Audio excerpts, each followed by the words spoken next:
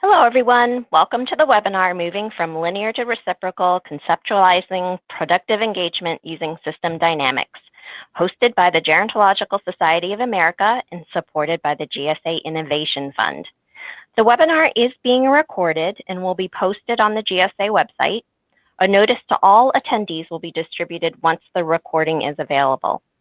A question and answer session will immediately follow the presentations. We will be accepting questions through the questions feature accessible on the GoToWebinar panel. I'd like to introduce our speakers for today. Nancy Morrow-Howell is the Betty Boffinger Brown Distinguished Professor of Social Policy, Brown School of Social Work, Center for Aging at Washington University. Cal Halvorsen is Assistant Professor at Boston College School of Social Work, and Laura Sands is Editor-in-Chief of Innovation in Aging and Professor at Virginia Tech. Thank you, Nancy, Cal, and Laura for bringing us this important program. So without further delay, I'll hand the microphone to Laura. Well, we are delighted that Nancy Morrow-Howell and Cal Halvorsen could join us today to talk about their recently published paper in Innovation in Aging titled Conceptualizing Productive Engagement in a System Dynamics Framework. We're really excited about this paper because Innovation in Aging seeks conceptually sound, methodologically rigorous, interdisciplinary research on aging and life course that has high potential for impacting the lives of older adults. So this particular paper really is an amazing collaboration. It's a collaboration, a multidisciplinary collaboration in which many people came together to develop models, systems, and solutions that could not be achieved without this interdisciplinary approach. I think increasingly we are seeing that technology is being developed to improve the lives of older adults. But with strong theoretical, conceptual, and empirical input from social scientists, the technology can be optimized to be effective. So we look forward to hearing the talk by Dr. Morrow-Howell and Dr. Halvorsen, and welcome. Thank you. Thank you, Laura. Thank you, Judy. This is Nancy Morrow-Howell. I want to thank Laura for being the founding editor of this terrific new journal that we have at GSA, Innovation in Aging, and Judy and Karen at GSA for getting the logistics of this together. Thanks for your all's interest in this topic. Today, for our objectives, we'd like you to understand sort of how this happened, why we initiated this effort, our rationale for bringing our work on productive engagement into the world of systems dynamics thinking. Also, just how we did it, learn the method and the outcomes, how we worked together to produce this study and this manuscript. Also, we'd really like you to think about the potential of a systems dynamics perspective in your own area of research. We think that it may not be accurate anymore, but when we started this, we think it was one of the first applications that we could find of a systems dynamic approach in the gerontology literature. Finally, not listed, we'd also like to talk about how we learned about using systems dynamic in our practice world and in our teaching world. So with those objectives, the next slide shows you the screenshot of our paper. It would be really nice if you could pull that up because we are going to be referring to some of the figures in that paper, and they're pretty hard to see on a slide. So in your chat box, there should be a link that you can click on for that paper to come up. So thanks for doing that. Next slide, Judy. I'd like to point out not just acknowledgements as much as these are our co-authors on this paper. And you can see that Peter Hoffman, Carmen Lee, and Ellis Ballard are with the Social Systems Design Lab at our school at Washington University. So these folks are experts in social systems design. You can see that Carmen was a visiting scholar from another systems dynamics lab that was in Norway. So these people focus on this method of understanding complex social issues. they have not in their background have exposure to issues in gerontology, and they were especially interested in bringing this this particular project into the lab so that they could expand their repertoire of things that they had focused on. So the background, next slide, we really have two backgrounds. We have our background in productive aging and our background in systems dynamics, because our goal was to bring these together. The first background you're probably more familiar with, because this is in our sort of our normal world of gerontological research and teaching, and it's on productive aging. So Cal and I, along with other colleagues, have focused on the concept of productive engagement for a long time. It's an old idea introduced by Bob Butler a long time ago that shifts focus away from dependency of older adults to contribution, and that we have thought about the potential maximization of the human capital that is in our growing population of older adults. So it was part of the positive gerontology movement.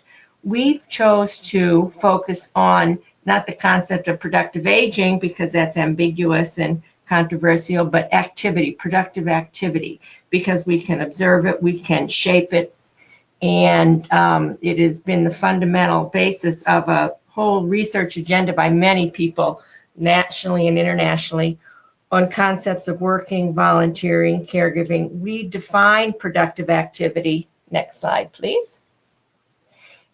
Oh, I guess that's not the next slide. Our definition, sorry, can you go back, Judy? Thanks.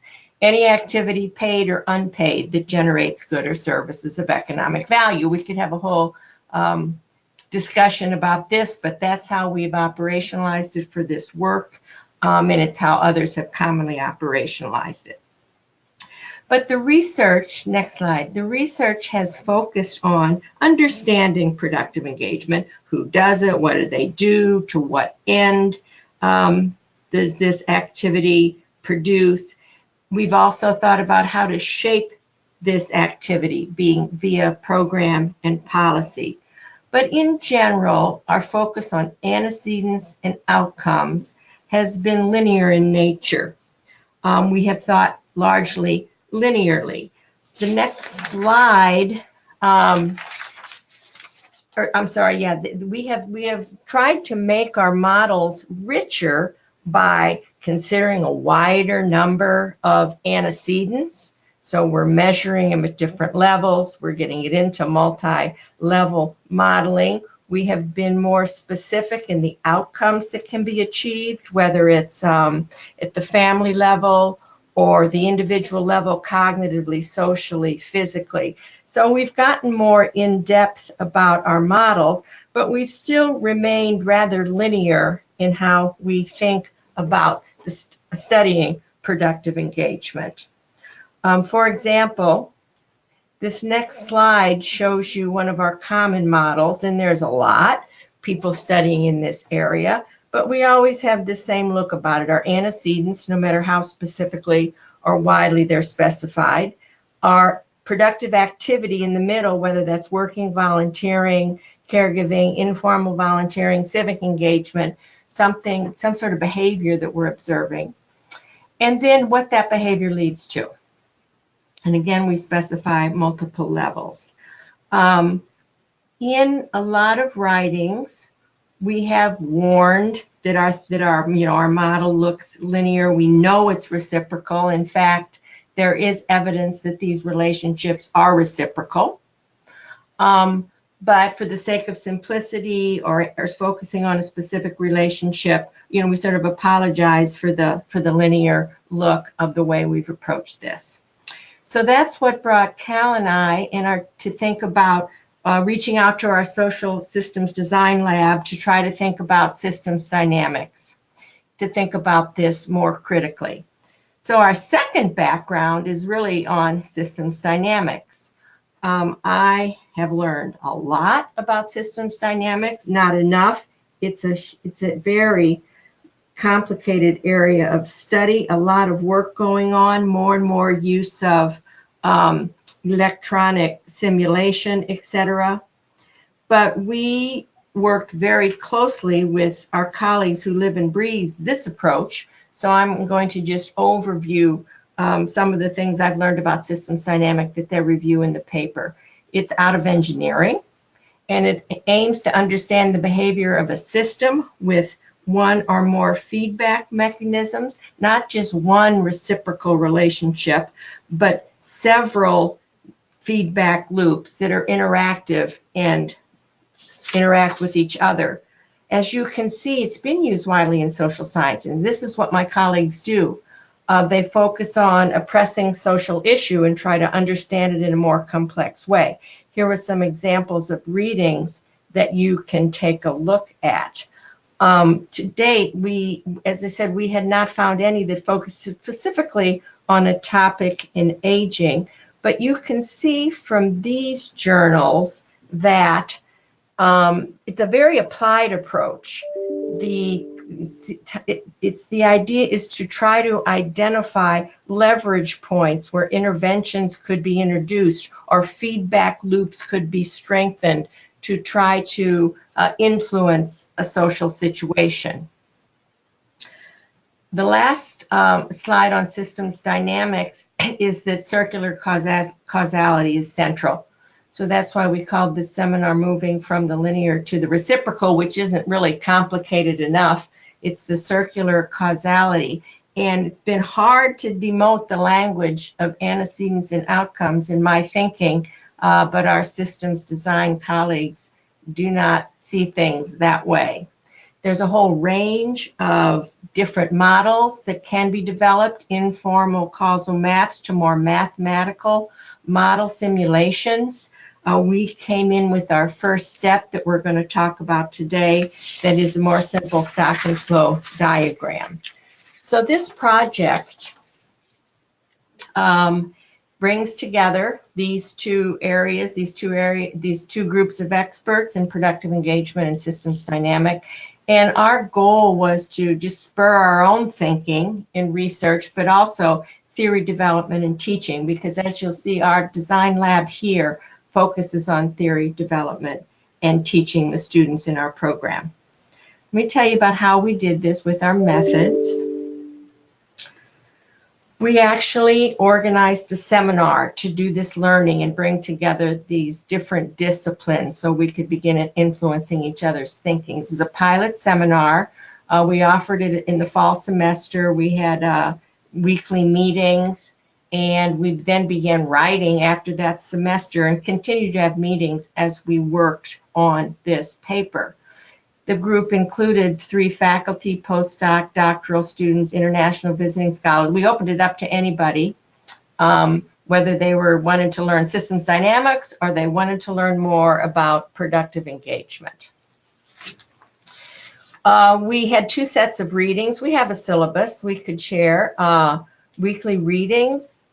Half of them were on productive engagement, half were on systems dynamic. There was an assigned facilitator as we read those readings and tried to learn each other's area of expertise. But pretty quickly, we moved to jumping up and starting on whiteboards, drawing our relationships and our feedback loops and our concepts that need to be considered. Eventually, we moved to a computerized modeling program, VinSum, that allows us to do the diagrams that you see in the paper that we produced. We continued to meet till we have finalized the paper. The critical method here is group model building as a method. And so Cal's going to tell you a bit about how we did about group model building. Cal? Great, thanks Nancy, and thanks Judy and Karen and Laura. So I'll next be talking more about this method, and then I'll get into the results and the implications of this inherently multidisciplinary work that we conducted. First, Nancy did mention, as talking about the pilot seminar that we conducted at the Brown School of Social Work, she mentioned the syllabus, and I just want to say that when you do go to the Innovation in Aging website for our journal article, there is an appendix, and that appendix has our syllabus. So you can go ahead and see the types of readings we did from both the productive aging standpoint as well as the system dynamics standpoint, and how we modeled our pilot seminar. So I just wanted to say that. So the thing that we did in our pilot seminar was we conducted what is often called group model building in system dynamics. So this is kind of a term that many may not be familiar with, but group model building essentially is a form of participatory research. And so in the case of our seminar, we were working with experts in the fields of productive engagement, so gerontology, system dynamics, as well as demographers. But you could be working with anyone who is a stakeholder in the system, an expert in the system, or is affected or influenced by the system. So you could be working with folks in the community itself. Now, this is a qualitative, highly interactive, and iterative method that aims to engage participants to create these system dynamics models. So we met over a series of weeks, and we started out drawing more linear relationships on the board, kind of what Nancy showed you earlier, just a simple antecedent to experience to outcome or antecedent to behavior to outcome. So we started with those, but then we started to draw connections that started to become more reciprocal.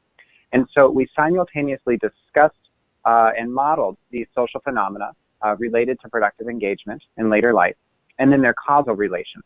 And concepts of system dynamics were introduced throughout. As you're going to see, this becomes a particularly complicated method when you haven't been exposed to it before, especially to those of us who are used to the more linear models and linear statistical techniques. And so we started out quite simple. And then every week, as we were learning more about the productive engagement literature and talking about our own experience in this field, we were also learning more about system dynamics. And we would introduce more complicated concepts as we went, and then we would model those a little bit more complicatedly every single week. Eventually, the models were developed to spur discussions on system-level intervention. The goal for us, of course, is to think about ways that we can engage older adults more while increasing the positive outcomes in later life. And so this concept of group model building, this method, can help us to do so. And next slide, please. And so what I want to say here before I describe the legend is, again, to encourage you to take a look at the paper, whether you can have it on half of your screen or have it printed out. Because what you'll be finding in the models is you're going to be finding a lot of images like this, and you'll be able to see how they're used in these system dynamic models. So the top item, stocks. Variables that are in boxes with a word in them, those are called stocks. They're sometimes called state variables. A way to describe them is they are accumulations of specific variables or a particular level of specific variables. So in system dynamics, when you're first learning about it, one of the key examples they give you is a bathtub. So the level of water in a bathtub could be considered a stock. Another example that's often used is a checking account. So the amount of money you have in the checking account is considered a stock. Now the flows, that's next on the list. Flows are variables that increase or decrease a stock. And so a flow for the bathtub would be the drain and the faucet. A flow for a checking account could be deposits and interest, as well as fees and other expenses that you have coming out of the checking account. So there is constantly money coming in and constantly money going out. The next item on the list that looks like an hourglass or the two triangles, these are variables that regulate the rate of flows or the speed at which whatever it is you're interested in studying is increasing or decreasing. In these types of models, there's often something called auxiliary variables, and you'll see examples of this too. But these are variables that change with their antecedent. They change immediately once their antecedent changes. And just as in traditional statistical models, there are polarity of associations. So a positive association, just like you might think, as one thing goes up, so does another, or as one thing goes down, so does another. And a negative association is as one thing goes up, the other goes down. And so I'll give you an example of that soon as well. There's also two types of feedback loops that are often used. One is reinforcing, and you can see that has an R with a circle around it with an arrow. And there's balancing, which is a B. And so reinforcing feedback loops can accelerate change, whether that's what you would consider to be positive or negative change, but it accelerates change. And a balancing feedback loop helps to counteract that change. And in pretty much all systems, you need at least one balancing feedback loop to help keep the system in check. And finally, and I won't be talking about this too much today, but you will see this in the models, there are system boundaries that look like clouds, and they're called sources and sinks. And this is often information that is external to the system that might be important, but is not specifically what you plan to model. And so the next slide is going to show you an example of this. And again, in the paper itself, this is figure 2. And I want to stress here that this is not exactly what we're saying happened to human capital, but we wanted to give a simple example to help guide people through the conventions. And so first, I'll start out with something a little bit simpler. We're going to look on the bottom half of this model. And so human capital, of course, is a concept. It's often operationalized as health or education. And so for the sake of, for now, let's say we'll operationalize that as education. And as Nancy said, productive activity has been operationalized in many ways. But for now, let's say that is volunteering. And so if we start in the middle of human capital, what this tells you in this reinforcing feedback loop on the bottom, as education increases, then productive activity or volunteering increases. And as you volunteer, then the rate at which you're building additional education or knowledge or skills increases. And because that rate increases, then the level of your education, knowledge, or skills increases. And so you can see this is a reinforcing feedback loop. It is constantly going up. So it needs to be balanced. And so on the upper half, you can see a balancing feedback loop. And so again, let's say health this time. And so as health increases of an older adult, the demand for family caregiving for that older adult will decrease. This makes sense, right? As the person's health increases, the demand for caring for themselves will decrease. As their demand for care decreases, then the actual level or amount of family caregiving they get also decreases. And as family caregiving for that individual decreases, then the rate of depreciation of human capital increases because they're being cared for less, then maybe that their health might then decline. And as that rate decreases, then human capital can actually fall. And so this is an example of a balancing feedback loop. It started out with a higher level of something, and at the end, as you cycle through it, you end up with a lower level. And so on the next slide, what you'll see here, now I'm going to go through the results. And so that was just a simple model on the left. And so here, and again, this is figure 3 in the paper. This is our final system dynamics model of productive engagement in later life that we created through an iterative process with those in productive engagement and those in system dynamics. And again, on the paper itself, you'll be able to blow this up and get a better view. So you'll see a clear image as well as a more thorough description of system dynamics modeling conventions, as well as a fuller description of the background, methods, findings, and implications. And so what I'm going to focus on next are some key attributes of this specific model. And so again, the socks in the model were the boxes with the words in them. And what we identified through our meeting were stocks such as human capital. Again, this has often been operationalized as health and education. We also talked about social capital. This has often been operationalized in the productive engagement literature as a social network, but it's also been operationalized as trust, for example. At the meso level, we identified family resources, such as family financing or their ability to provide care to older adults. And then at the more macro level, we identified stocks such as organizational capacity. An example here could be an ability of a nonprofit organization, for example, to onboard older volunteers. We identified a stock of programs and policies. An example here could be the financing for the Senior Corps program or the Senior Service Community Employment Program, or CSEP, that exists, or also policies that might have an effect on ageism in the workplace. And our final stock that we identified was societal attitudes and expectations about older adults. Examples here could be the beliefs on the ability of older workers, because if those beliefs are better, then that might mean that more older workers are engaged. And so the next thing I'll be talking about are some of the exemplar feedback loops we found. So again, in the paper itself, you'll see a lot more examples. And even within the paper, we couldn't cover all the examples because, as you'll see, you could trace many different paths through these system dynamic models. But I'll give you 3 examples here. So the first one is a reinforcing feedback loop. You know that because it begins with an R. And so we call this building organizational capacity through productive activity. And you can find R1 with a circle around it in the model. And if you follow it through, you can see that as the capacity of organizations increases, that's a stock variable. So as the capacity of organizations increases, then they are able to productively engage more older adults. As they productively engage more older adults, then the rate of change in their organizational capacity increases for the better, which then leads to even higher capacity of organizations. So you can see this as a reinforcing feedback loop.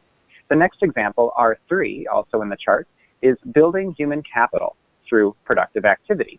So here you can see as the human capital of an individual older adult increases, then their ability to be productively engaged increases as well. And as they are productively engaged, then the rate at which they build their human capital increases, and then therefore their level of human capital increases. And so those are both examples of reinforcing feedback loops. But as I said, these models need to have, or these systems need to have, balancing feedback loops as well. So balancing feedback loop 1, that we call depleting family resources through family caregiving, shows that as a family's resources or ability to provide care increases, then that family increases the amount of caregiving that they give to older adults. Let's say if we're talking about money, they might hire a caregiver to come into the home. And as they hire a caregiver to come into home, then the rate at which their family resources depreciate increases, and therefore their family resources dwindle. And so we started out with a higher level, and we ended up with a lower level. So that is an example of a balancing feedback loop. So again, I encourage you to look in the paper to see a further list of these exemplar feedback loops. And so this model helps to illustrate how changes in one factor can have wide-ranging and reciprocal impacts on other factors.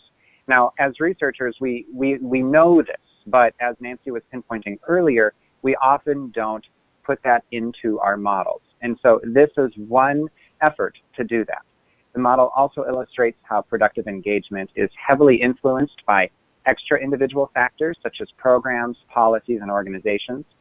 A lot of the literature, for example, has focused on individual factors such as health, education, race, gender, income, and these are important predictors or outcomes of productive engagement in later life. But we do know that more meso and macro factors have a great deal of influence as well, and this type of modeling allows us to put those in. This model shows how productive engagement has both positive and negative effects for an older adult, and it shows how productive engagement is heavily influenced by the human capital of older adults. And so, going forward, I would like to talk about our implications for research, teaching, and practice. And so the first step for our research is to develop a more complex, accurate, and testable model of productive engagement in later life. And so one way we can do this is we can next add quantitative parameters or numbers to this model. But to do that, we need to operationalize the key concepts. And so this is truly, at this moment, a highly conceptual model. Productive engagement, we are defining as volunteering, working, and caregiving. Perhaps we need to operationalize that more. It's just one of those. Human capital, for example, right now is a very, it's a concept, but we could get down into years of education or perhaps a measure of a person's skills or knowledge areas in a particular form of work or their self-rated health. And so these items can be operationalized, and at that time, then we can add more quantitative parameters. So this work is inherently transdisciplinary. Nancy and I were working with folks from system sciences and demographers to do this. Now, for those of you who are doing more work in the field, and this is something that I also like to do, you can talk with people who are actually experiencing whatever issue it is that you're interested in studying. And so not only can it be transdisciplinary in the traditional sense of the word in academia when we use it, but you can talk to people outside of academia as well, and they can help you in modeling these systems. So the ultimate goal here is to better articulate theory while empirically testing leverage points for future interventions in social change. And leverage points is a term that is often used in system dynamics that was new to me. But leverage points are seen as key areas where interventions can make the most positive impact. And so when I think about teaching, this effort can be replicated in other fields within gerontology. So Nancy and I were interested in productive engagement, but this can be used within a variety of gerontological fields. And you can engage students at the bachelor's level or at the graduate, all the way up to a doctoral level, in group model building to identify and model circular causality. So system dynamics and group model building can enhance the way that we teach theory in the classroom where the models, again, are traditionally linear in nature. I can tell you that I have used this in my own classroom here at the Boston College School of Social Work. I have used this to help students understand how an individual is impacted not only by individual level factors, but family and group dynamics, as well as policies and programs at the larger level.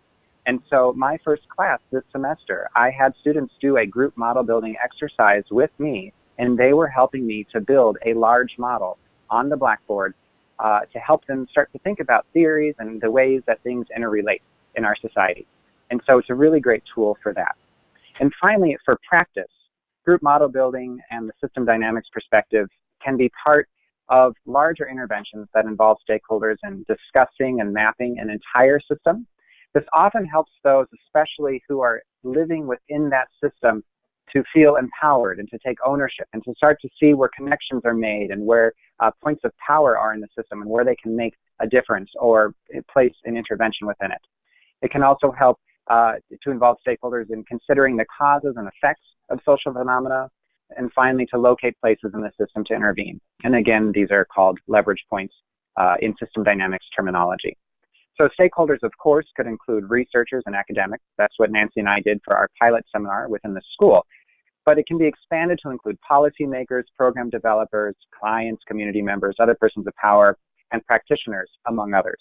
And so this can be a very powerful tool in practice. And so to close, I'd just like to say for the references, we had a lot of references in these slides. Again, you can find these in our paper, a much more full list. And then the next slide will show the contact information for both Nancy and me, and you'll get this after the seminar as well. So with that, I'd like to say thank you, and I will pass it back on to Laura. Thank you, Cal, and both to Cal and Nancy for an incredible explanation of a very complex phenomena that's out there, the system dynamic modeling. I wanted to encourage the listeners for this webinar to check out Innovation in Aging. We published Conceptually Sound, Methodologically Rigorous on Aging in the Life course that has high potential for translating scientific knowledge to improve the lives of older adults' health, functioning, and well-being. It's an open access, fully open access journal, so the beauty of that is that your publications will be seen by others. So this is the end of my comments. I'm just so grateful for Nancy and Cal participating in this. Both Nancy and Cal are members of Gerontological Association, and in fact, we can congratulate Cal, who will receive a doctoral leadership award at this year's GSA annual meeting. And thank you to Nancy Morrow-Howell for her leadership as president of GSA in 2016-2017. Thank you, Nancy, Cal, and Laura. Now moving along to our question and answer session. Just a reminder that you can type and send questions using the questions feature in the dashboard. You'll find that on the right-hand side of your screen. We will not be using the raised hand feature today. So please, if you have a question, just be sure to use that panel. We'll do our best to address as many questions as possible, time permitting, during this part of the webinar. Please know we will email responses to questions we did not have time to get to after the webinar. And we are recording the session, and we'll send you an access link by email once the recording is available. You'll also be able to download a copy of the presentation slides from today. If you need to bookmark the page, it's geron.org/webinar for more details.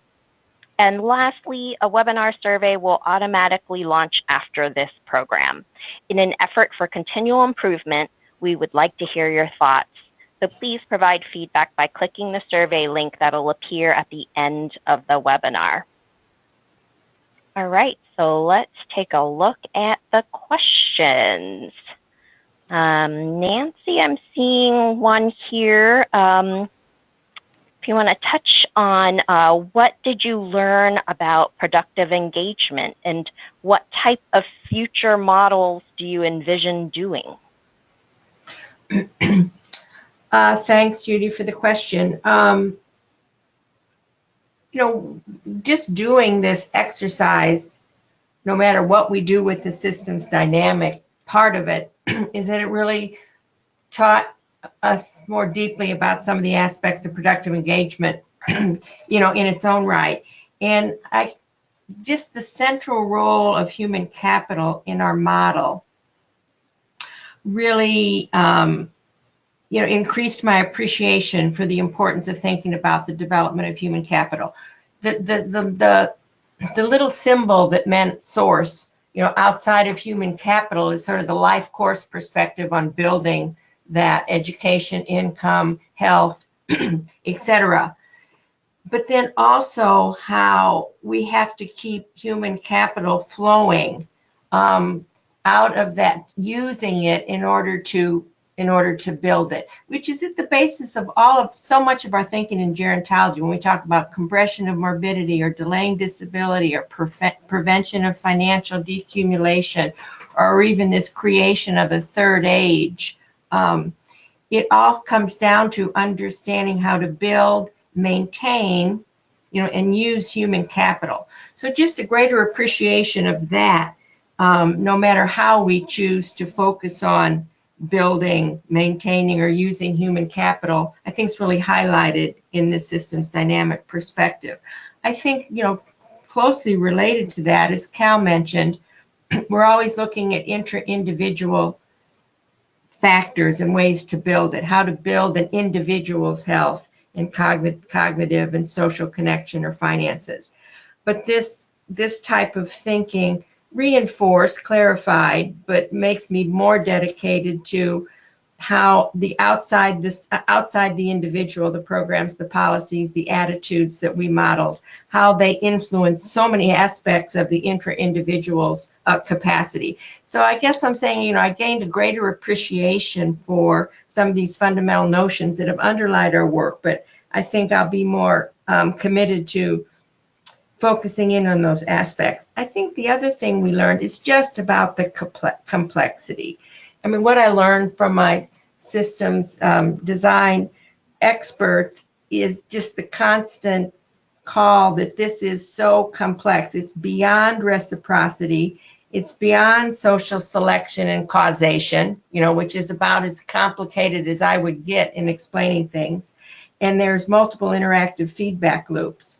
So that I learned that we have to think about any small section of our model much more in much more complex ways. So you ask about how we're thinking about model building. We really learn that we have to take smaller pieces. We've always wanted to keep our concepts of productive activity as one big thing: working, volunteering, informal volunteering, grandparenting, caring, anything that fit our definition of a paid or unpaid service. But we really need to focus down probably separately before we can make some more generalizations about that set of activities. So I think that that's how we'll be moving in the future. But I want to stop there and see if Cal wants to add to what we learned about productive engagement more generally. Thanks, Nancy. The one thing I would add there too is we were trying to be as high level as possible for the sake of this conceptual model. But what we learned is that we needed a whole separate system, which you can see in our model, figure 3 at the top. We needed a whole separate system related to caregiving. It really didn't fit in the rest of the model. And so this, again, allowed us to get more complicated. The ST modeling framework allows us to get a little bit more complicated when we develop these conceptual models. And we realized that at least in these modeling conventions, it allows us to be a little bit closer to reality than the simple linear models. And I'm sorry, I'm going to come back to Cal's point. And if you're looking at the model, the loops up above that have to do with family caregiving, that was really elucidating to us how human capital of older adults, if it's maintained, how it affects that whole family resources, depreciation, as human capital deep of the individual is depreciating, just the reverberation of that. So it gives us a way to think about the importance of maintaining older adults' human capital, and how us doing that or not doing that reverberates throughout the family and hitting the family resources. So that was very enlightening what we learned. Great. We have another question here. Cal, if you could touch again on how the model can be incorporated in the classroom, and not only teaching but in practice. I recall you mentioned something about a syllabus. If you could summarize on that again. Sure. So for those of you who are interested in having a similar seminar at your school, again, I would encourage you to go to our article in Innovation in Aging and checking out the appendix, because there you'll see a lot of the key readings from both the system dynamics perspective as well as the productive engagement perspective. And if you decide you want to focus on a different aspect of gerontology, like say long-term care, for example, then you could keep the system dynamics readings and then replace the productive engagement readings with the key readings that you believe will help those not from your field to understand long-term care. So that's just an example. And one key aspect of social work, but I also know that this is taught in other fields as well, is person and environment, or the ecosystems perspective, or the systems perspective. And we really try to make sure that those who graduate with a master's of social work, no matter what institution they come from in this country, really understand those perspectives. And that is sometimes hard to teach, but engaging in the group model building process within the classroom really helps to solidify students' knowledge of how individuals are affected by micro, meso, and macro factors. And so that was really helpful to use in the classroom. I've seen it done in a lot of ways with violence in cities, with domestic violence. The one we did in my class for that day's topic was on high school graduation rates. So this can be done with a lot of areas, both in and outside of gerontology. And finally, I would say, as you can see, this is a rather complicated area that, for those of us who haven't been trained in it before, we really do need to work and collaborate with others. And so I do think that there is room here for, especially for doctoral students or master's students who are interested in moving into this area, because there are people like Nancy and me who want to collaborate with you. So we can move into the simulations, which require some pretty complicated math. To move into these simulations, and there's room for growth there as well. And for practice, what I can say is this can be an intervention in and of itself, in the same way that sometimes participatory action research can be an intervention. I know colleagues who have done this in the U.S., they've done this abroad, where they work with those who are affected by a particular issue. It could be food insecurity, it could be, elder financial insecurity, whatever issue that is of interest to you. This can be used in the practice setting as another form of research to engage with folks, while at the same time empowering them, because they're seeing how the system works in perhaps places within the system where they can make a difference. I'd like to add that what Peter Hoffmans Lab does mostly is they're solicited by communities of different levels to come in and do group model building for the pure aspect of engaging a bunch of stakeholders and thinking in more complex ways, and trying to energize people to understand where they might put their policy development or their advocacy efforts. So his lab, they'll go to India. They've gone to India to talk about, water scarcity or land use, and they've gone to the mental health department of our state to talk about mental health service use and delivery. They've done a lot on violence in communities. So it's a very applied approach in and of itself, as a practice tool. And so I'm just reinforcing what Cal said, but it's pretty exciting intervention in and of itself. Great. So how, Nancy and Cal, here's a question. What's next for you? Where are you going to go with this next? And let me try to combine another question into this as well. In your going forward section, you talked about, quantitative parameters. Are there, software? Is there, what software is available to test the model statistically, for example? So I think where we're going to go next is, this purpose of this first outing was very heuristic. We had a good learning experience and a very simple first step about the potential. We've mentioned that next step, we are going to be breaking it up into smaller pieces and looking at activities, if these activities occur in formal settings, working in organization, versus occurring in informal settings, grandparents, informal volunteering, civic engagement, we want to model those things separately. We do want to get into using data. We have seen from other examples that you can use existing data, and of course we know there's a lot to help estimate rates of change or starting parameters, and through our available public longitudinal data sets, that if we were going to be studying a specific feedback loop or two interacting, we'd have to come up with estimates. Some of them can be derived empirically from existing data. Some has to be more estimated and simulated because there isn't existing data. But to go forward, really, I think Cal has already said, it's like you can't just add this. To me, this was a lot more difficult than just learning how to use SEM or multi-level modeling. It was because it's such a fundamentally deep area of research and thinking from other fields. So we need people who are truly, devoted to systems dynamics, as much as to a topic in gerontology. So, calling for doctoral students that are faculty that are fundamentally focusing on it. That's what we need person power to move on. Cal, can you speak about some of the programs do you think Ellis and Peter are using with their data simulation? Oh, sure. What we used for this was Vensim, and VENSIM. And Vensim has a few different versions of it out there. To be honest, I used the freeware version that they offer, but you can get much more in-depth systems at a cost. And so Vensim is one of the easiest programs to use as you're first starting to learn about system dynamics and its conventions.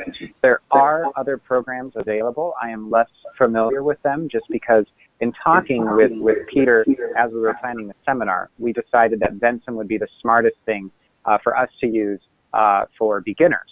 But there are other systems out there as well. Great. Before we close the program, are there any last comments? I really enjoyed this program today, Nancy, Cal, and Laura.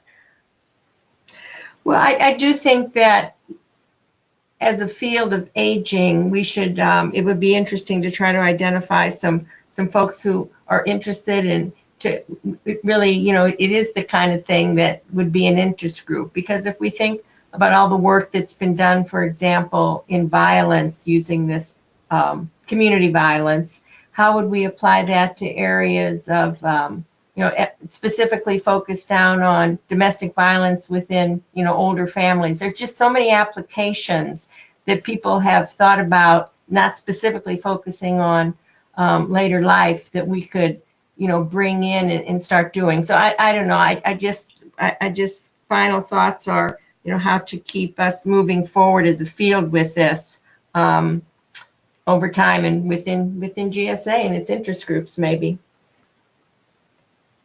Terrific. Nancy, Cal, and Laura, it's been a real pleasure learning about productive engagement and system dynamics with you today. Thank you to everyone for participating. This is the end of the program. Thanks all.